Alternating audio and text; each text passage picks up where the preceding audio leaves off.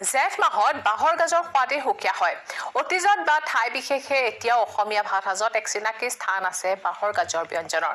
সেই বাঁহৰ গাজৰ খৰিচাক এক নতুন চিন্তাৰে সজাই পৰাই তোলাত বৰ্তি হৈছে কলিয়াবৰৰ দুই ছাত্ৰী স্বস্তিকা গগৈ আৰু ভাগ্যশ্ৰী বৰাই। শিলঘাটস্থিত কলিয়াবৰ উচ্চতৰ মাধ্যমিক বিদ্যালয়ৰ এই দুই ছাত্ৰীৰ নৱচিন্তাত প্ৰদৰ্শকৰ ভূমিকা লৈছে বিদ্যালয়ৰ দুই শিক্ষক নৱনীতি দলবৰুৱা আৰু পংকজ বৰুৱাই। থলুৱা খাদ্যত চহকী অসম। অসমীয়া ভাত সাজত এক চিনাকি স্থান দখল কৰি আহিছে বাঁহৰ গাজে। সেই বাঁহ গাজৰ খৰিচাক এক নতুন চিন্তাৰে সজাই পৰাই তোলাত ব্ৰতী হৈছে কলিয়াবৰৰ দুই ছাত্ৰী স্বস্তিকা গগৈ আৰু ভাগ্যশ্ৰী বৰা। শিলঘাটস্থিত কলিয়াবৰ উচ্চতৰ মাধ্যমিক বিদ্যালয়ৰ এই দুই ছাত্ৰীৰ নৱচিন্তাক আগুৱাই লৈ যোৱাৰ ভূমিকা লৈছে বিদ্যালয়ৰ দুই শিক্ষক নৱনীত দলবৰুৱা আৰু পংকজ বৰুৱাই, যিয়ে কঢ়িয়াই আনিছে প্ৰচুৰ সম্ভাৱনা। অসমীয়াত এষাৰ প্ৰবচন আছে, তোমাৰ বাৰীৰ বাঁহৰ গাজ মই কৰিছো খৰিচা, বেছি ধান দুন লৈছো কথাটো মন কৰিছা। হয়, এই প্ৰবচন ফাঁকিয়ে সোঁৱৰাই যোৱা বাঁহৰ গাজৰ খৰিচাৰ ব্যৱসায়িক দিশটোৱে এতিয়া আন্তঃৰাষ্ট্ৰীয় পৰ্যায়ত ভুমুকি মৰাৰ প্ৰচুৰ সম্ভাৱনা কঢ়িয়াই আনিছে এই দুই প্ৰতিভাধৰ ছাত্ৰীয়ে। দুয়োগৰাকী ছাত্ৰীৰ চিন্তাই বাঁহৰ খৰিচা আৰু গুৰিয়ে ধান দুনৰ সলনি বৈদেশিক মুদ্ৰা উপাৰ্জনৰ বাট প্ৰশস্ত কৰাৰ দুৱাৰমুখত উপনীত হৈছে।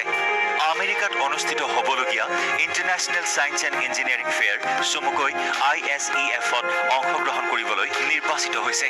কলিয়াবৰৰ ব্ৰিটিছৰ দিনতে প্ৰতিষ্ঠা হোৱা বৰ্তমানৰ কলিয়াবৰ উচ্চতৰ মাধ্যমিক বিদ্যালয়ৰ 10ম শ্ৰেণীৰ দুই ছাত্ৰী স্বস্তিকা আৰু ভাগ্যশ্ৰীৰ বিভিন্ন প্ৰজাতিৰ বাঁহৰ পৰা উৎপাদিত খৰিচাৰ তুলনামূলক অধ্যয়ন শীৰ্ষক প্ৰকল্পৰ পৰা তৈয়াৰী বাঁহৰ খৰিচাৰ গুৰিয়ে আন্তঃৰাষ্ট্ৰীয় বজাৰ দখল কৰাৰ এক আশা কঢ়িয়াই আনিছে।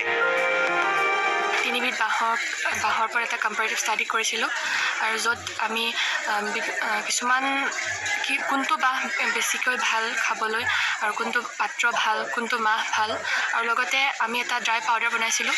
আৰু সাধাৰণতে আমাৰ অসমত তেনেকুৱা এটা পাউডাৰ আমাৰ ব্যৱহাৰ কৰা নহয়, যিটো পানী থাকে সেই খৰিচাটো আমি ব্যৱহাৰ কৰোঁ। আমাৰ ইণ্টাৰনেশ্যনেল মাৰ্কেট এখন পাব, আৰু এইটো ভলিউমটো কম হয় যোনটো পানী থকা খৰিচাটোতকৈ। গতিকে এইটোৱে আছিল আমাৰ প্ৰজেক্ট। STEM এডুকেশ্যনৰ বাবে দুই ছাত্ৰীৰ এই প্ৰকল্পই বিশেষ মাত্ৰা দিব বুলি আশা কৰা হৈছে। উচ্চ মাধ্যমিক পৰ্যায়ৰ ছাত্ৰ ছাত্ৰীসকলৰ বাবে মুকলি থকা এই প্ৰতিযোগিতাত নিৰ্বাচিতসকলে আমেৰিকা যুক্তৰাষ্ট্ৰত অনুষ্ঠিতব্য ইণ্টাৰনেশ্যনেল ছায়েন্স এণ্ড ইঞ্জিনিয়াৰিং ফেয়াৰত দেশক প্ৰতিনিধিত্ব কৰিবলৈ সুবিধা লাভ কৰে। বিদ্যালয়খনৰ দুয়োগৰাকী ছাত্ৰীয়ে ৰাষ্ট্ৰীয় শিশু বিজ্ঞান সমাৰোহত উন্নতমানৰ প্ৰকল্প তৈয়াৰ কৰাৰ বাবে ৰাষ্ট্ৰীয় সন্মানো লাভ কৰিছে, যাৰ বাবে NCSCৰ শীৰ্ষ 5 প্ৰকল্পৰ ভিতৰত কলিয়াবৰৰ দুই ছাত্ৰীৰ প্ৰকল্পইও স্থান লাভ কৰি আমন্ত্ৰিত হয় আমেৰিকালৈ। এতিয়াও আমাৰ যিখিনি খৰিচা পাউডাৰ এতিয়াও সংৰক্ষিত হৈ আছে, সেইখিনি গুণাগুণ এতিয়াও একে আছে। গতিকে তাৰ পৰা আমি এটা ধাৰণা কৰিছোঁ যে খৰিচাৰ পাউডাৰটোৰ এটা বহুমাত্ৰিক ব্যৱহাৰ হ'ব পাৰে, আৰু আমি যদি এইটো এটা ৰপ্তানিৰ কথা ভাবোঁ তেতিয়াহ'লে ইয়াক আমি ব্যৱহাৰ কৰিব পাৰিম। কলিয়াবৰৰ পৰা দিবাকৰ দাসৰ report, news 18 Assam north east.